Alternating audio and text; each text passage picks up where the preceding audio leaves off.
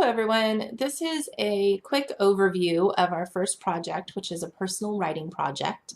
So I wanted to go over some key things for you to understand about how the project's set up, as well as just some tips and advice for how to approach doing this project.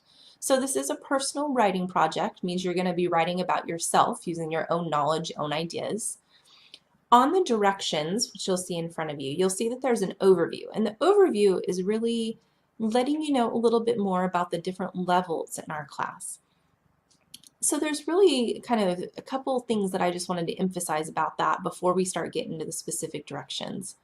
If you are registered as an English 95 student, that means that all term you will work with English 95 guidelines and English 95 requirements no matter what. You can't step backwards. If you are an English 90 student, you have two options earlier in the term, and then depending on how you do on those will kind of depend on where you go with the next ones. But for this first project, if you're an English 90 student, you can either choose to work at the English 90 level, which means you'll use the English 90 guidelines and English 90 requirements, or you can choose to work at the 95 level and use the 95 guidelines and the 95 level requirements. I would encourage all of you to try for the 95 at this particular point in the term with this project, because you might surprise yourself and you may do better than what you originally anticipate on the project. For any English 90 students who successfully work at the 95 level all term, you can then earn 95 credit and be ready to go on to English 98 or 101, just as the rest of the English 95 students will be.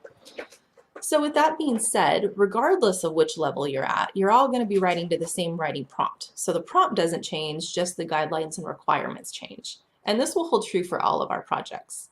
So the writing prompt is the idea that in order to know why you're doing something will help you be successful at whatever it is that you're doing. So what is your motivation for attending college? And then what do you plan to do with your college education once you graduate? So there's two parts to that, your motivation and then sort of your plans with your education after college. For English 90, that means that you're going to be writing just 2 paragraphs, which would be roughly 1 page in length. One paragraph ultimately should focus on what your motivation is. The other one should focus on what you plan to do after you graduate. Don't try and go beyond those 2 paragraphs if you're working at only the English 90 guidelines. Because otherwise that could really impact your grade. You can't kind of work at 90 and kind of work at 95. You can't be somewhere in the middle. It has to be one or the other. So with those 2 paragraphs, you want to make sure that each one of them focuses again sort of on those 2 separate ideas, that they connect back to the bigger point, which is understanding why you're in college, that addressing the writing prompt above, very clear. I shouldn't have any guess about what you're writing about or how it connects back to that prompt. Clear attempt at visual MLA format. So we just did the visual MLA video in our class. So you're going to have some opportunity to practice that now with this project. And then this involves 0 outside research and of course absolutely no plagiarism. You need to do your own writing at all times in this class. For English 95, you're going to be doing the same thing, except you're not just writing 2 paragraphs, you're going to write a 2 to 3 page essay. And again, this is because we have different levels. So in 95, a 2 to 3 page essay is really the shortest writing that you're going to do in this class. And when it says 2 pages, that means a full 2 pages in MLA format. I highly encourage you, whenever you see a minimum requirement for page length, go slightly over that. Go several lines onto the 3rd page just to be safe. If you fall below that, your essay will not pass. These are the requirements for the project, so you got to clearly meet each one. Now with an essay, you should have a thesis that holds the whole thing together. So again, that goes back to what the prompt is asking for. Your answer to that prompt question should be your thesis. Then you're going to have multiple body paragraphs. Each one should have a different point, further elaborating, describing, explaining your answer to the prompt question. And then you'll tie that all back together in a conclusion that will end the essay. For 95, you really want to focus on being descriptive and using some really clear word choice. There's going to be a video on word choice that you'll see posted. I don't require it. It's going to be optional. but I highly encourage you to watch that closely and pay attention. And by the way, that's good for 90 students as well, not just 95. It's just a 95 requirement that you do use some descriptive word choice. Clear attempt at MLA visual format, so same thing as with 90, same thing with research and with no plagiarism. Sorry about the little notes on my computer. For grading, if you haven't been graded using college or at college, or maybe you have, you just haven't had a class for this before, you're going to see that there is an English 90 grading rubric and an English 95 grading rubric. These are literally what helps me determine your grade for each project. Myself, as well as all the other teachers that teach this level, use the exact same rubrics. So we all have the same standards. One class is not different from another in that instance. But this will help you know what to focus on. So when you take a look at a rubric, I'm going to go ahead and just open one up really quick. Your goal should always be this excellent category. Not saying you'll always get there, but that should be your focus. So when you're looking at these and you're trying to figure out like, okay, am I doing this? Am I not doing this? What do I need to work on? You can use this as a guide. And again, always aim for that A category on the rubric. The rubric will also be a nice check to make sure that you're doing everything that you need to do. Now there is some due dates and important notes. I'm not going to go over those with you. You will always see a understanding the project quiz at the bottom because again, not reading closely, #1 way students don't pass online. So I want to make sure that you do read closely and understand the work that you're being asked to do.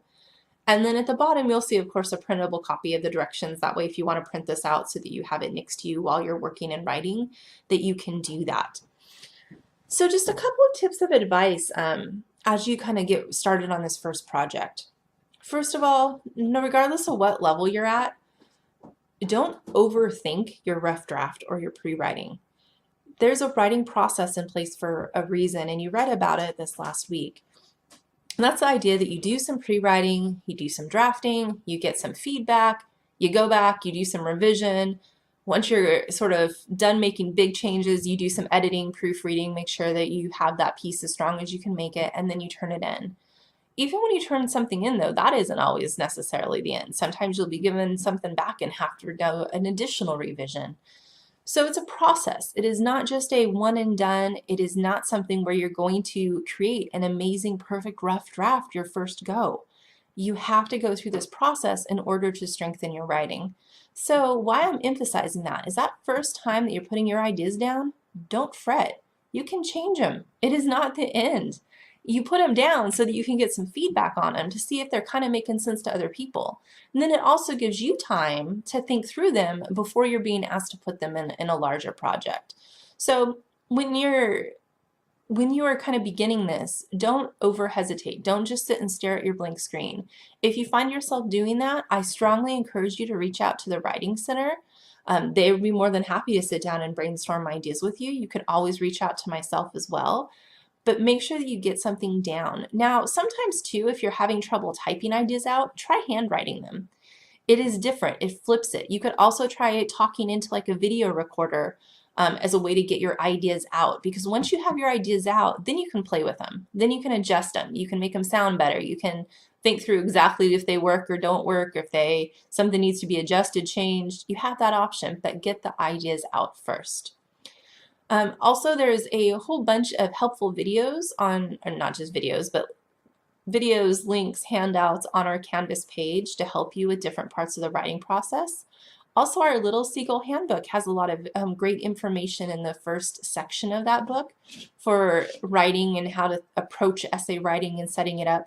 So if you haven't written a paragraph or an entire essay before or for a long time, there are resources to help you get started as well. And of course, I'll be giving out some resources throughout the next couple weeks as we begin working on this project as well. If you have any questions, don't hesitate to reach out to me, and I look forward to seeing you work through this project.